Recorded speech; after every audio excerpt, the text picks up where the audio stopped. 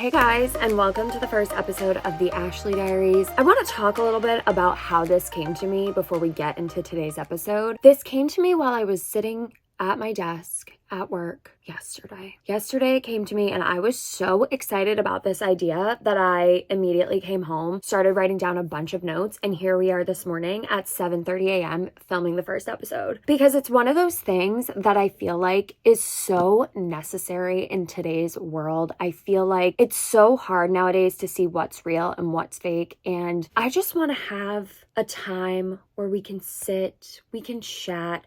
I've had a lot of shit happen to me in my 20s, and I just want to use this as an opportunity where you can get all cozied up and feel like you're on FaceTime with your bestie and hear the tea and hear the lessons learned and hear the mistakes made and hopefully gain something from it and learn from it and learn how to navigate your 20s better. Because trust me, when I say your 20s, while it is the most fun time of your life, it can also be the worst time of your life. As I am 29 years old now, I can confidently say that my 20s, while yes, they were fun, they were some of the worst times in my life. And I am actually very excited to be in my 30s because I feel like I have learned a lot. I've grown a lot. I'm just ready for that next chapter of my life, but I can't go into that next chapter without leaving a little something behind. But anyway, I know exactly why you guys are here. Judging from the title, we're going to talk about cheating today. So grab your coffee, get all snuggled up, and let's get into it. So I've gotten cheated on twice in my life. The first situation I'm not really going to go that deep into because the person and I that it happened with are actually very good friends now, and I don't really want to drag him through the mud. But I will say this, the first time that I had ever gotten cheated on, I was working on my cruise ship at the time. So we were in a long distance relationship, and the loneliness I felt, and this was part of the problem of why I couldn't walk away, was because he was the only one that I had. I had to buy Wi-Fi in order to talk to him. And so I only spent my Wi-Fi talking to him. So for the last 3 months, he was the only person that was like in my sphere. I hadn't made a lot of friends on my ship. I was new. People were getting on, people were getting off. It was really hard to like have a solid friendship built in such a short amount of time. And yeah, I just was so freaking alone. And he was the only one that I had to talk to about it, which is the worst case scenario you could ever find yourself in.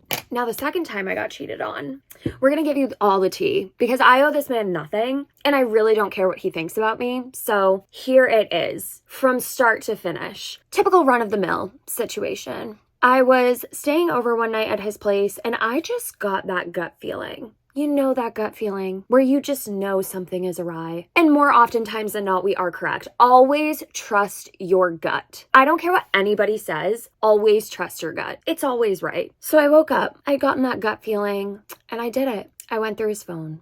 And whatever anybody tells you, like, oh, that's such an invasion of privacy. It's not an invasion of privacy if you find something. You can feel bad about it if you go through somebody's phone and you don't find anything and then you feel like, oh, why am I having these thoughts? But like if you go through somebody's phone and you find that they've been cheating on you, who's really at fault here? Because you were never going to find out any other way. They were never going to say a word. Like, let's be honest here.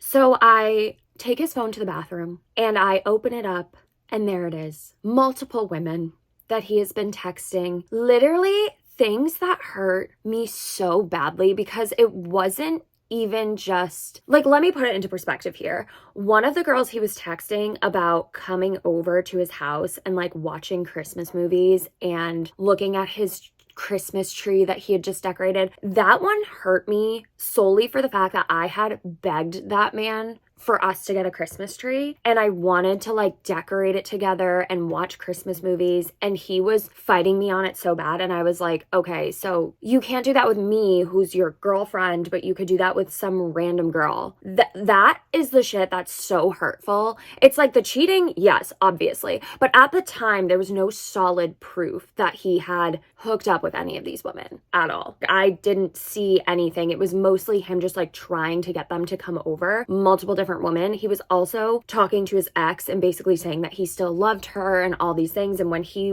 was in the military and he was having to move, and he was like, when I move there, we're going to be together. We're going to be so close to each other. Like, let's just live together. Like, just things that I was like, what in the world? So what did my crazy ass do?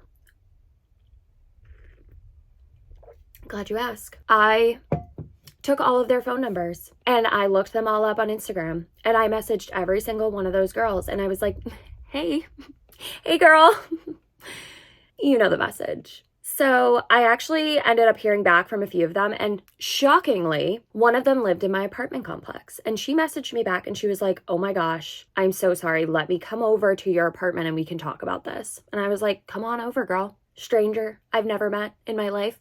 Sure. Come on into my home. So she comes over and she does confirm that yes, they had hooked up. And it was only one time. I'm like, literally, what, like, okay. It was one time, but still. Yeah, they just like continued to talk and she had no idea that I was even a person. She had not a clue. I mean, granted, like we didn't really post much together. Like it was more me trying to like post with him versus him posting with me. He was one of those that would never post me on his Instagram, never want to take a picture with me. And of course, it all makes sense. So I went back over to his house and I confronted him, and I felt so powerful in this moment because I show up at the door and I'm like, all right, you want to talk? Let's talk. And he's like, I didn't hook up with any of those girls. Like I just talked to them. It was just one of those things where I wanted to see if I could. Like, shut up, but okay. And I was like, oh, you didn't hook up with any of them? And I was like, well, insert girly pop's name here has a much different story because I sat down with her for breakfast this morning and we had a nice grand old chat. The shade of white his face turned in that moment, yeah, he knew he had been caught. So I found out everything. He had hooked up with two of the girls and, you know, so on and so forth. So that is the story of that situation.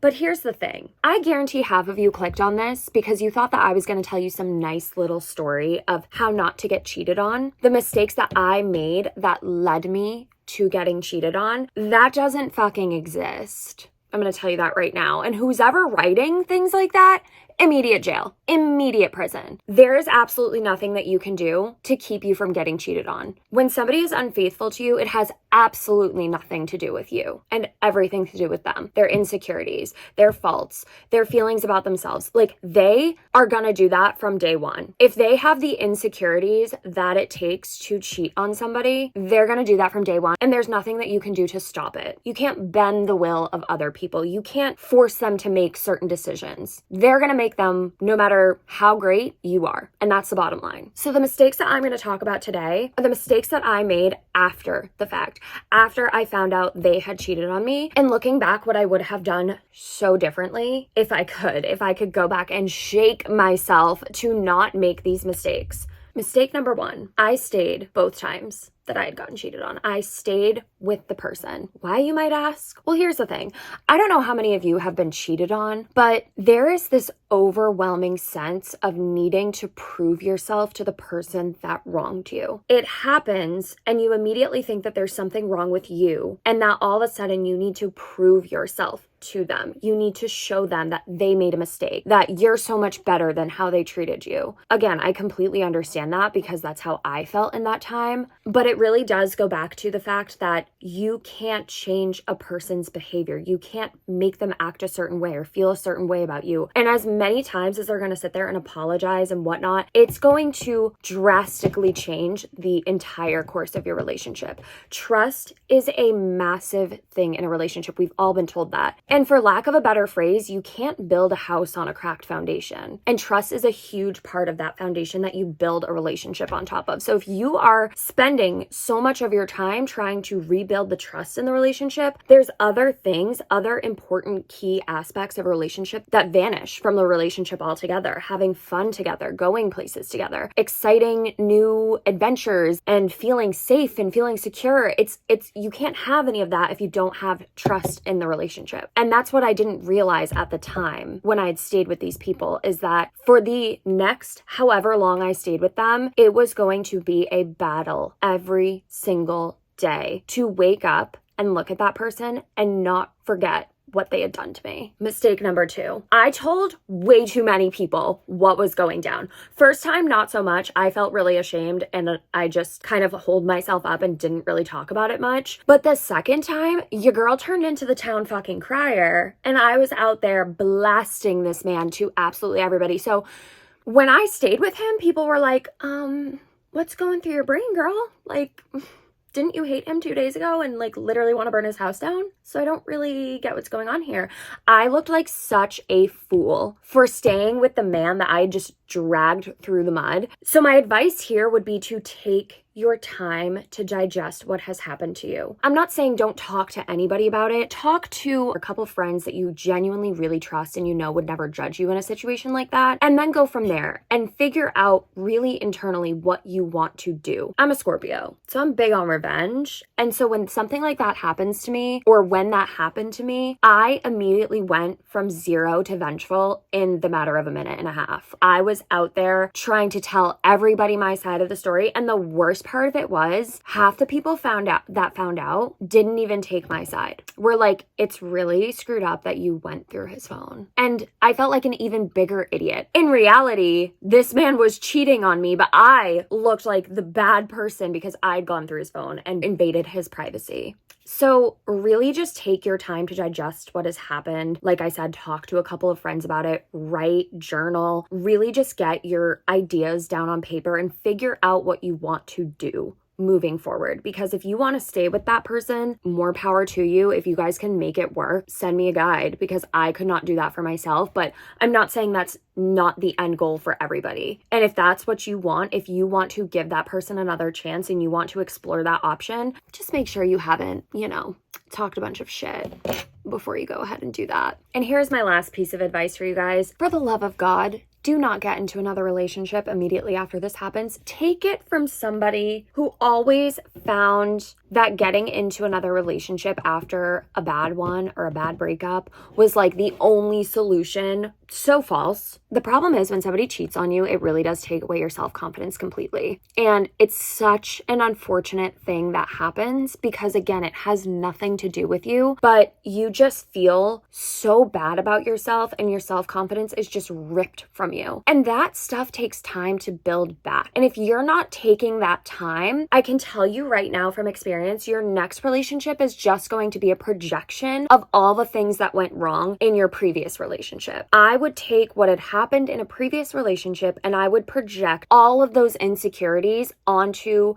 my new relationship that I was in. It was like they had cheated on me before we even started dating, and it was too much to deal with. You need to take the time to heal. You need to take the time on your own, whether that's a month or that's a year and a half or 2 years, however long you need. You don't want to, the relationships that I was getting into were failing from the start because I had not healed myself. So take the time, work through it, use your besties, have your single girl era, enjoy yourself, find yourself again, build back your self-confidence, and I promise the next relationship that you find yourself in, it will be so much better. All right, y'all. That is it for the first episode of the Ashley Diaries. I hope you enjoyed and I hope you learned a little something. And for everybody that has been cheated on, I'm so sorry because you do not deserve that. None of us do, but it's okay. It makes us into who we are today. But we have a lot more episodes coming. I have a ton of ideas, crazy stories to tell you guys, wild things that I've been through. Some of it's going to be like fun story times that I'm just going to, sit and chat with you guys and give you a good old story. And some of it's going to be